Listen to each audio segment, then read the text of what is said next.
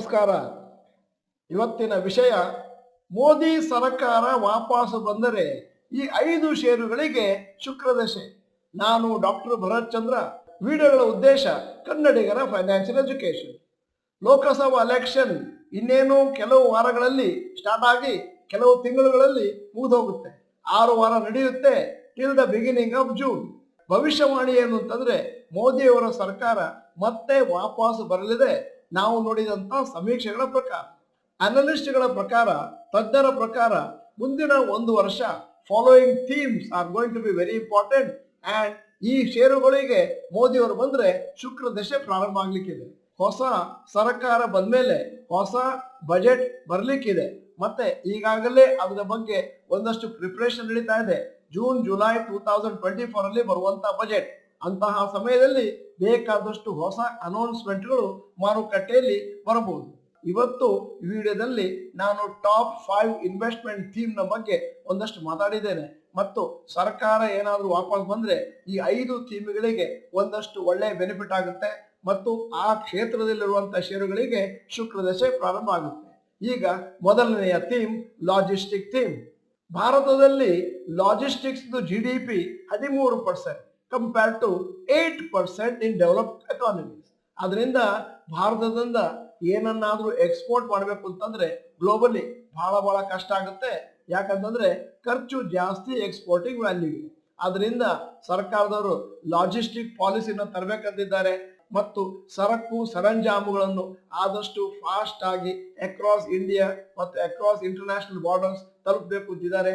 ಅಂದರೆ logistic cost ನ ಆದಷ್ಟು ಕಮ್ಮಿ ಮಾಡಿ 2030 ಅಂದಾಜಿಗೆ ಇಂಟರ್ ನ್ಯಾಷನಲ್ ಲೆವೆಲ್ ನಲ್ಲಿ ಏನು ಕಾಸ್ಟ್ ಇದೆಯೋ ಆ ಕಾಸ್ಟಿಗೆ ತರುವಂತ ಪ್ರಯತ್ನದಲ್ಲಿದ್ದಾರೆ.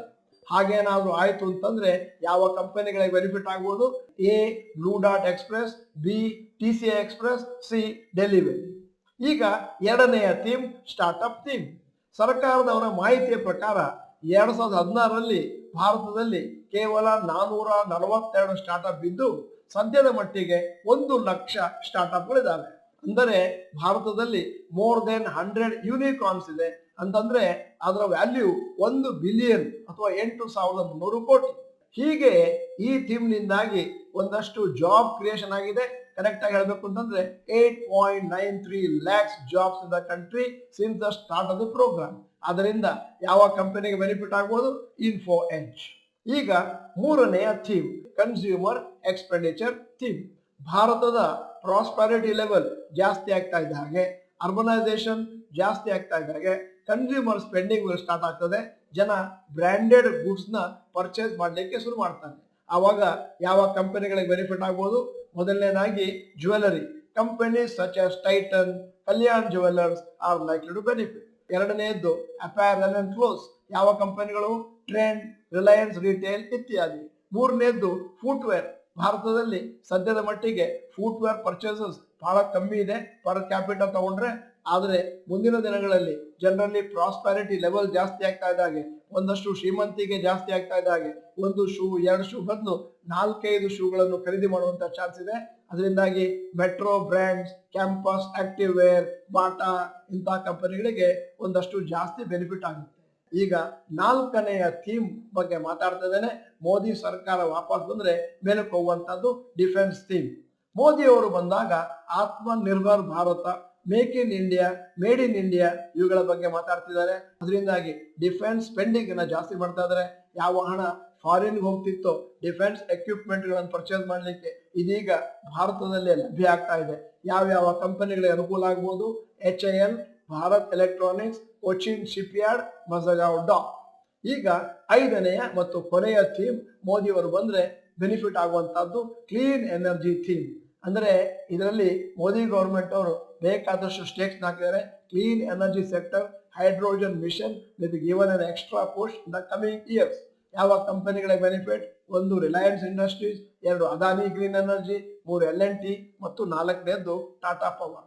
ಈ ಎಲ್ಲಾ ಷೇರುಗಳ ಮೇಲೆ ನಿಮ್ಮ ಗಮನ ಇರಲಿ. ಅಕಸ್ಮಾತ್ ಈ ಷೇರುಗಳೇನಾದ್ರು ಶಾರ್ಟ್ ಟರ್ಮ್ ಅಲ್ಲಿ ಮೇಲಕ್ಕೆ ಹೋಗ್ತಾ ಇದಾವೆ ಅಂತಂದ್ರೆ ಅದನ್ನ ಪರ್ಚೇಸ್ ಮಾಡೋದಕ್ಕೆ ಹೆಸಿಟೇಟ್ ಮಾಡಬೇಡಿ. ಅಕಾರ್ಡಿಂಗ್ ಟು ಟೆಕ್ನಿಕಲ್ ಅನಾಲಿಸಿಸ್ ಮತ್ತೆ ಲಾಂಗ್ ಟರ್ಮ್ ಇಟ್ಕೋತೀನಿ ಅಂತಂದ್ರೆ ನೀವು ಅದರ ಪ್ರಾಫಿಟ್ ಅಂಡ್ ಲಾಸ್ ಅಕೌಂಟ್ ಅನ್ನ 3 ತಿಂಗಳಿಗೊಮ್ಮೆ ನೋಡ್ಕೊಂಡು ಹೋಗ್ಬೇಕಾಗುತ್ತೆ. ಆದ್ದರಿಂದ ನಿಮಗೆ ಮೊದಲೇ ಹೇಳಿದ್ದೇವೆ ಇಂತಹ ಷೇರುಗಳು ಮೇಲಕ್ಕೆ ಹೋಗ್ಬೋದು ಅಂತ. ಅದಾದ್ಮೇಲೆ ಇನ್ನು 1 ವರ್ಷ 2 ವರ್ಷ 5 ವರ್ಷ ಬಿಟ್ಟು ಪರ್ಚೇಸ್ ಮಾಡ್ತೀನಿ ಅಂತಂದ್ರೆ ಆವಾಗ ನಿಮಗೆ ಪಶ್ಚಾತ್ತಾಪ ಖಚಿತ ಅಂತಲೂ ನಾನು ಮೊದಲೇ ಭವಿಷ್ಯವಾಣಿ ಹೇಳ್ತಾ ಇದ್ದೇನೆ. ವಿಡಿಯೋದ ಕೊನೆಯಲ್ಲಿ ನಿಮ್ಮ ಸಮೀಕ್ಷೆಗಾಗಿ ಒಂದು ಇಂಟ್ರೆಸ್ಟಿಂಗ್ ಪ್ರಶ್ನೆ ಕೇಳ್ತಾ ಇದ್ದೇನೆ. ಮೋದಿ ಗೌರ್ಮೆಂಟ್ ಅಲ್ಲಿ ಕ್ಯಾಬಿನೆಟ್ ಮಿನಿಸ್ಟರ್ ಬಗ್ಗೆ ನಿಮಗೆ ಪರಿಚಯ ಇದೆ. ನಿಮ್ಮ ಒಪಿನಿಯನ್ ಪ್ರಕಾರ ಏನಾದರೂ ಹೊಸದಾಗಿ ರೀಶಫಲ್ ಮಾಡಬೇಕಾ ಹೊಸ ಗೌರ್ಮೆಂಟ್ ಫಾರ್ಮೇಶನ್ ಆದಾಗ? ಎಸ್ ಅಥವಾ ನೋ ಅಂತ ಟೈಪ್ ಮಾಡಿ. ನೀವು ಡಾಕ್ಟರ್ ಭರತ್ ಚಂದ್ರ ಇನ್ಸ್ಟಿಟ್ಯೂಟ್ ಕನ್ನಡ ಚಾನಲ್ ಮೆಂಬರ್ ಅಂತಂದ್ರೆ ಇದೀಗ ಸಮಯ ಸಬ್ಸ್ಕ್ರಿಪ್ಷನ್ ಬಟನ್ ಬೆಲ್ ಐಕಾನ್ ಒತ್ತಿ.